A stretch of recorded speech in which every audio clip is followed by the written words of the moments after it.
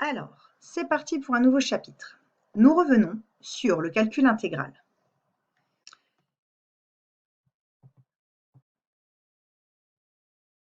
Notion de primitive.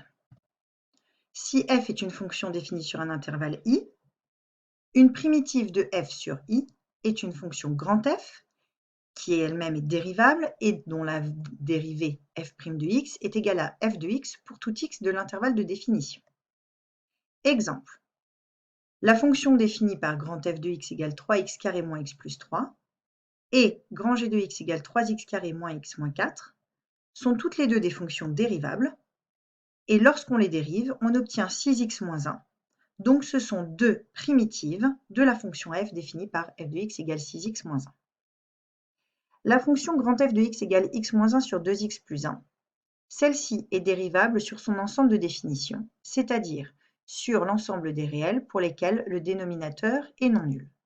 Donc, on va pouvoir la dériver sur moins l'infini moins 1 demi et moins 1 demi plus l'infini.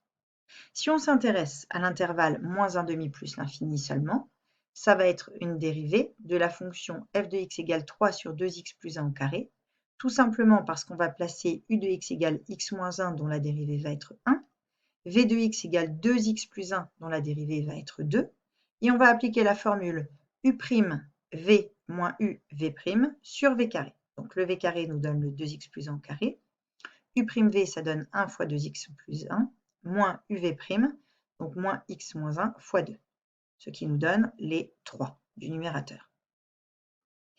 Théorème. Toute fonction continue sur un intervalle admet au moins une primitive. Et comme on sait qu'elle en admet, si elle en admet une, elle en admet même une infinité. Donc, toute fonction continue admet des primitives sur i. Addition. Si f et g sont deux primitives respectives de petit f et petit g sur i, alors f plus g, c'est une primitive de petit f plus petit g. Multiplication par une constante. Si grand F est une primitive de petit f sur i et k une constante, alors k grand F est une primitive de k petit f sur le même intervalle i. Méthode. On veut vérifier qu'une fonction est une primitive d'une autre fonction. Il est parfois difficile de trouver une primitive. Par contre, si on nous donne une primitive et qu'on nous demande de vérifier que c'est la primitive, si on nous donne une fonction et qu'on nous demande de vérifier que c'est la primitive d'une fonction f, il n'y a rien de plus simple puisqu'il s'agit en fait de dériver grand F. Donc, on commence d'abord par vérifier que c'est la fonction grand F ici, pardon, vous corrigerez, c'est la fonction grand F dont on vérifie la dérivabilité. Et ensuite, on vérifie que grand F' est égal à petit f. Et ensuite, on peut conclure. Ensemble de primitives d'une fonction. Si f est une fonction définie sur un intervalle i, et que grand F est une primitive de petit f, on l'a déjà vu, on va avoir une infinité de primitives, toutes celles de la forme grand F de x plus k, où k est une constante. Puisque, tout simplement, quand on va dériver grand F plus k, grand F' va nous redonner petit f, et la dérivée d'une constante fait 0. Donc on retombe sur la même fonction petit f.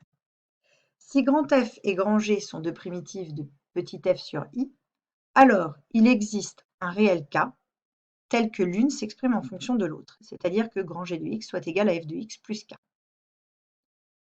Ainsi, si on nous donne une fonction définie et continue sur un intervalle i, et qu'on vérifie un couple de réels x0, y0, où x0 appartient à i, on va dans ce cas trouver une unique primitive grand F de petit f qui va vérifier grand F de x0 est égal à y0. En effet, on sait qu'il y a une infinité de primitives de petit f qui vont être de la forme grand F plus une constante ou grand G plus une constante. Mais il n'y en a qu'une seule qui va passer par un couple de points donnés. Prenons un exemple. Si on nous demande de trouver une primitive particulière de la fonction petit f de x égale 2x plus 3, on va commencer par donner une primitive simple de petit f. D'une des primitives, on va déduire toutes les primitives de petit f en rajoutant une constante. Et ensuite, on va trouver la primitive de petit f qui vérifie la donnée g de moins 1 est égale à 0. Donc, vous cherchez en même temps une primitive simple de petit f de x, on cherche une primitive de 2x et une primitive de 3. Cela nous donne x au carré plus 3x. C'est la plus simple qu'on puisse trouver. Toutes les primitives de petit f vont donc être de la forme grand F de x plus constante, donc x carré plus 3x plus k, où k est un réel quelconque. Maintenant, on cherche g de la forme précédente, x carré plus g de x égale x carré plus 3x plus k, mais tel que g de moins 1 soit égal à 0. On a donc g de x égale x carré plus 3x plus k, où k est un réel précis, et on veut trouver g de moins 1 égale 0. Nous allons donc remplacer x par moins 1, et on veut trouver que g de moins 1 soit égal à 0. Donc moins 1 au carré, ça donne 1. 3 fois moins 1, ça donne moins 3 plus k. Donc nous avons 1 plus 3 fois moins 1, donc moins 3 plus k égale 0. Donc 1 moins 3, cela donne moins 2 plus k égale 0, ce qui donne k égale 2. Donc la fonction g qui convient dans ce cas-là, c'est x carré plus 3x plus 2. Primitives des fonctions usuelles. Pour trouver les primitives, on va souvent se ramener aux primitives de fonctions usuelles. Et souvent, les primitives de fonctions usuelles se trouvent en pensant au tableau des dérivées et en travaillant à l'inverse. De même que dans le passé, vous aviez appris à diviser en vous souvenant des tables de multiplication. Dans le tableau suivant, donc k désigne un réel quelconque, une constante.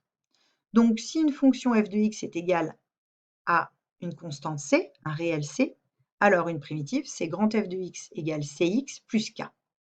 Et ceci se définit sur i, l'ensemble des réels. Une fonction f de x égale x puissance n, où n est un entier relatif, excepté moins 1, c'est-à-dire excepté le cas 1 sur x. Alors grand f de x, c'est x puissance n plus 1 sur n plus 1, plus une constante. Attention quand même, au cas où n est négatif, i n'est plus égal à r, mais à r étoile. Le cas f de x égale 1 sur racine de x. Nous avons obtenu la dérivée de racine de x en faisant 1 sur 2 racines de x. Donc, une primitive de 1 sur racine de x, ça va être 2 racines de x plus une constante. Et ceci s'obtient sur 0 exclu plus l'infini, puisque nous avons la racine carrée qui n'est définie que sur 0 plus l'infini. Si f de x est égal à 1 sur x carré, on se place sur 0 plus l'infini moins l'infini 0 exclu, puisque ça n'est pas défini en 0. Comme primitive, ici nous sommes dans cette configuration-là, c'est x puissance moins 2. Donc une des primitives, ça va être x puissance moins 2 plus 1 sur moins 2 plus 1, c'est-à-dire x puissance moins 1 sur moins 1. On obtient donc moins 1 sur x, plus une constante. 1 sur x puissance n.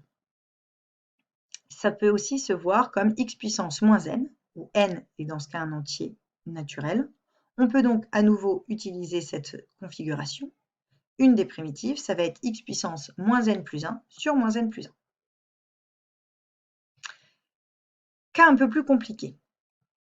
On note du et dv, les ensembles de définitions respectives de fonctions u et v.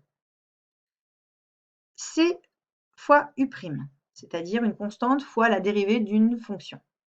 Alors une des primitives, c'est c fois u plus une constante k. Et i, c'est l'ensemble de dérivabilité, l'ensemble de définition de u.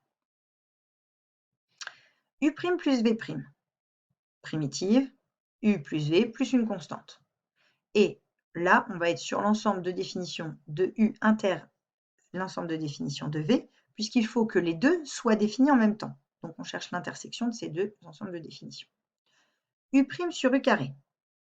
On est sous la forme u' fois u puissance moins 2.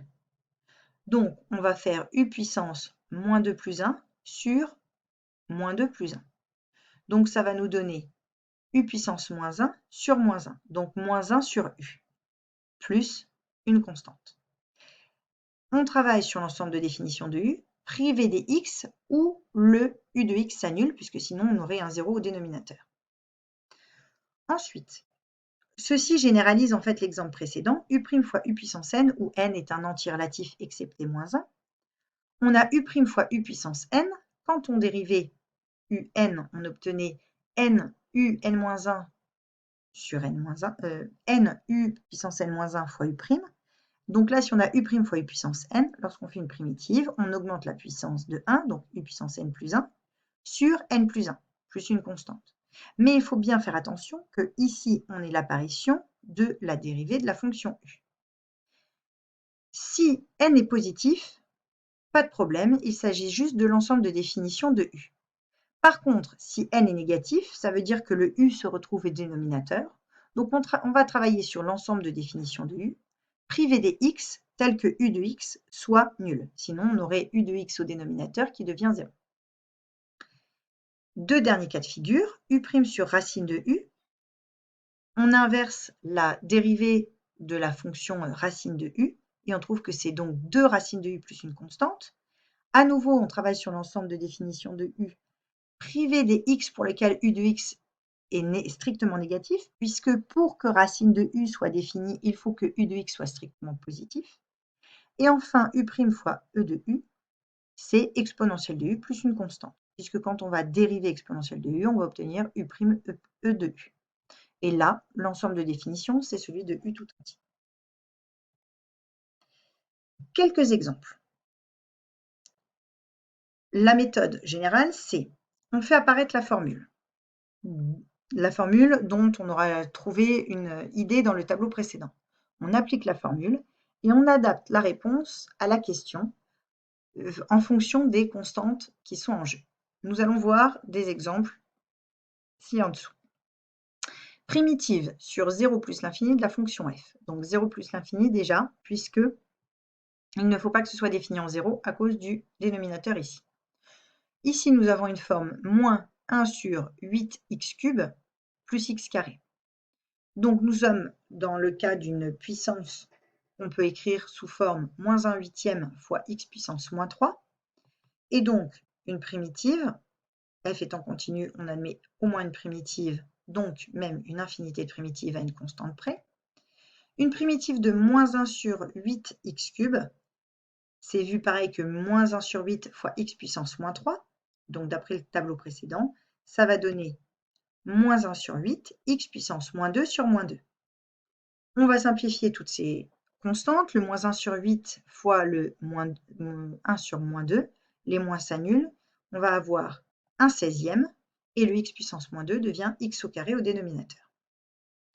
Par ailleurs, primitive de x au carré, c'est tout simplement x au cube sur 3. Donc la fonction petit f admet au moins une primitive qui est 1 sur 16 x carré plus x cube sur 3 plus k si on veut généraliser toutes les primitives de f, où k est une constante. Primitive sur moins 1 de la fonction f définie par f de x égale 2x sur x carré moins 1 au carré. Pourquoi travaillons-nous sur moins 1 x carré moins 1, c'est en fait x moins 1 facteur de x plus 1, donc le dénominateur de la fonction f va s'annuler en moins 1 et 1, d'où l'exclusion de moins 1 et 1.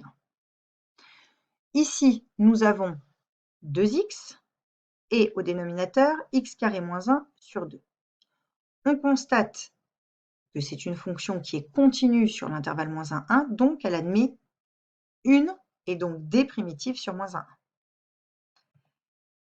Ici, on constate que le 2x est en fait la dérivée de x carré moins 1. Donc on a une forme u',